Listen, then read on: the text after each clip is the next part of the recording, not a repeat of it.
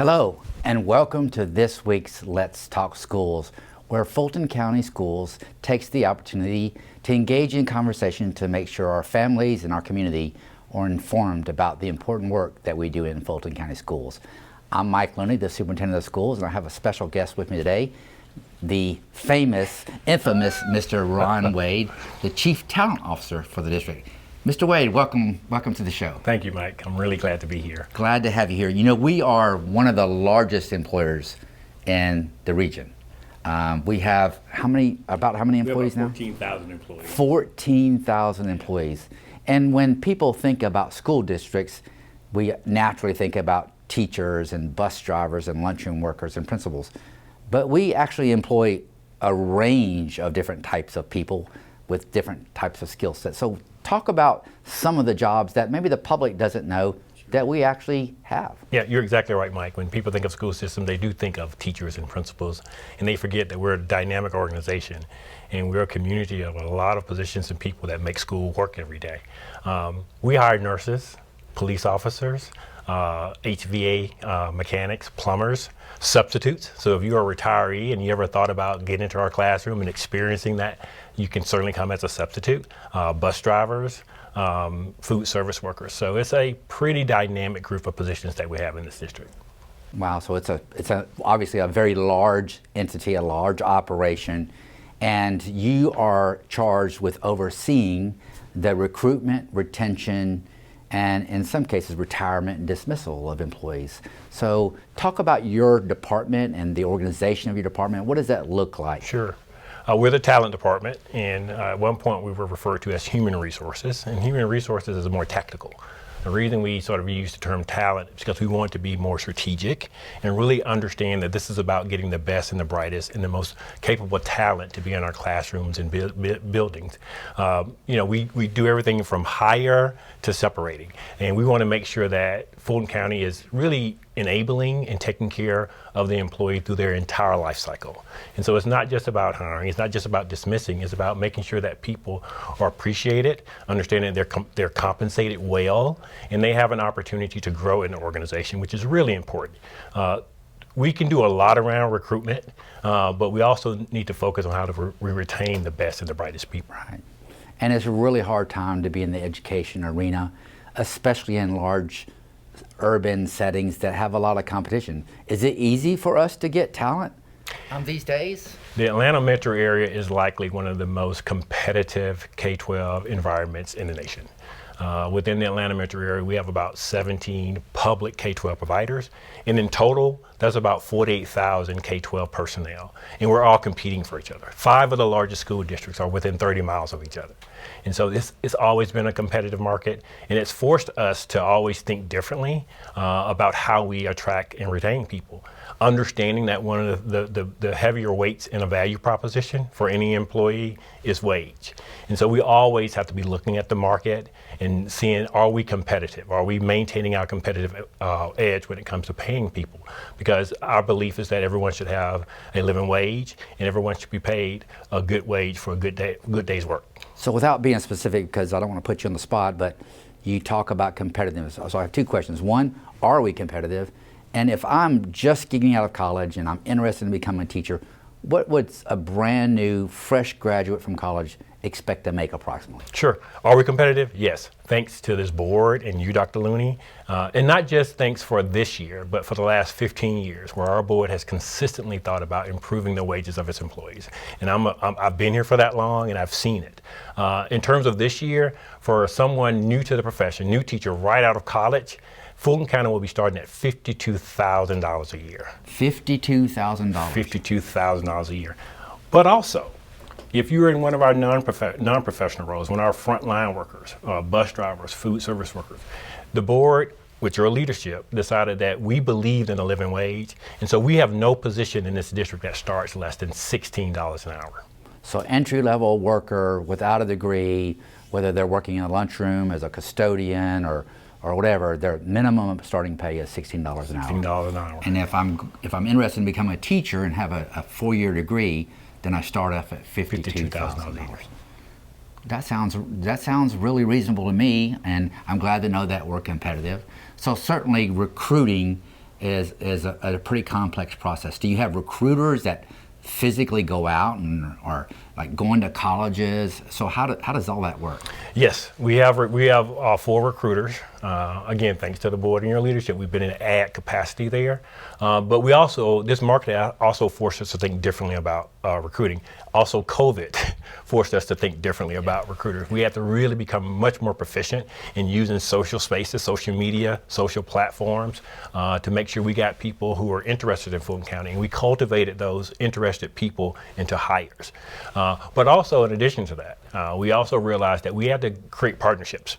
And one of the things that we've done recently is gone to nonprofits, the North Fulton Charities, Goodwill. By the way, Goodwill gave us an award today for being an emerging partner, where those nonprofit organizations who have workforce development programs, we realized that we can partner with them and be the consumers of their graduates. They have a number of people in the community that they train every day to be work ready. And so we figured that we would go to those nonprofits, partner with them, and allow those graduates to sort of seamlessly flow into our positions. And it's been a real successful year, particularly with Goodwill of North Georgia. So how does the average citizen that's looking for a job, how do they find out about the vacancies that occur in Fulton County schools? You can go to our website, fultoncountyschools.org. The vacancies are there. We're always advertising in all mediums. Also go to Indeed. We were very prevalent on Indeed and our Facebook. So we ask people to give Fulton County a look, and you'll see that we are a good place to work. I agree. I personally love working here. Me too. 28 years. And we 28 years. How about you? And you're still looking so I'm young. The first guy. You must have started when you were 2 or 3. You're so kind, Dr. Looney. So recruitment, we've got that packaged up, and let's talk about the things that we do for the employees that are currently here. Retention of employees. What's the plan? What's the game plan here for retaining our brightest and most talented team members, because we are in a competitive environment? Right. Well, in some positions we have applied, we realized that, for a long time, teacher pay has been sort of formed around this idea that all teachers are the same. And we know that there are some positions that are much more, require much more of that individual, and like special ed. And so in those cases, we've allowed retention stipends to come in play that will allow people in those critical roles just to be paid a little bit more because of that work. In addition to that, we believe that giving people opportunity to grow professionally is also investing in those individuals, and and letting them see that there's a career path in this organization also allows for people to want to stay and grow with the organization. Right. You said something in one of our meetings the other day with board members that we have a plan to take people that are non-degreed, that are paraprofessionals in the organization, that have some college, I suppose, and then help them finish their degree so that they can become teachers? Yes, sir. Can you kind of describe that a little bit more for us? Absolutely. Again, we realize that partnerships are going to be the best way for us to acquire the talent. And so we've partnered with Gordon State College to create a program for our paraprofessionals who have 2 years of college, and most of them have to have that as a requirement to get the PSC license. And if they're interested in becoming educators, we would basically enroll them in that program with Gordon State, pay for their tuition over the 2 years, and move them and we will also support them in getting their PSC certification and hire them as teachers. So it's a pathway for our paraprofessionals who are interested and meet those minimum requirements to become educators. So if let's just say I want to become a bus driver or a cafeteria worker or a custodian, and I enter with no experience, I'm going to make $16 an hour. Is that it, or do they continue to have opportunities to grow and make more money over time, or what does that process look like? Well, a couple ways. Even if they stayed in that position, the board has been pretty consistent in making sure that they are investing in our people through compensation. So there's an opportunity for them to grow in our salary schedule. So there's earning potential along that salary schedule. Secondly, in most of those organizations, there are career pathways. So if you're a bus driver, you might want to become a dispatcher. Then you might want to become a supervisor or coordinator, and all the way up the chain. So there are opportunities as people grow professionally to also grow in the organization. Okay, so we've talked about recruitment, we've talked about retention. Let's talk about the difficult part of the work. Sometimes we have to let people go. Yes. So do we have to let a lot of people go every year, or is it a small number of people? And if so, can you kind of talk about the process so that the public kind of understands, what is it that we do in that realm of work? Well, just like in organizations, you're going to have people who perform well and really be the best and brightest in the organizations. You're going to have some who fail to meet those basic work requirements. And, we have to make some decisions about whether we want that person to remain on the team or not. Well, first of all, we want to make sure that if we're going to make that decision, it's founded and rooted in real cause. And so we try to, as much as we can, make sure that we're employing a progressive discipline. So the individual is basically made aware and given notice that, hey, you need to improve in this arena. Here are opportunities for you to do that. And we want our supervisors and managers, when they find themselves in that situation, to really let that be the first step, to try to give the person notice and give them opportunity to improve and monitor that along the way. Now, unfortunately, if that improvement doesn't manifest, we will have to make the decision on whether or not we want that individual to be on the team. Sure. So this is obviously very dynamic and challenging work. I want you to give us, the audience that's watching today, your best sales pitch as to why they should consider joining Fulton. Fulton County schools, we're not only a progressive organization who are really trying to employ the best programs and initiatives to really help us in our core mission of teaching and learning. We're never too far from that. We know that's why we're here. But if we're going to do that well and do it with the type of proficiency and the results that we want, we know we have to invest in our people. We are a people business.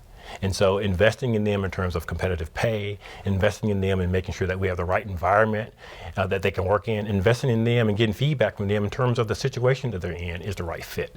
And so all that has to be a part of the calculus if we're going to be one of the best districts to provide a world-class education to our students. We also have to consider our people. So we're in the relationship business, we're in the people business, with our core mission being helping students find success academically and beyond high school. And we can't do that without the people that you're charged with bringing to the table for the district and making sure they feel respected and dignified. And then at times, either promoting them, counseling to improve, or in some situations, dismissing. Mr. Wade, thank you so much for all the hard work that you do in the district. Thank y'all for joining Let's Talk Schools. If you are interested in becoming one of our team members in a dynamic, challenging district where your family, where relationships come first, please visit our website. We are looking for awesome team members. Thank you for watching Let's Talk Schools.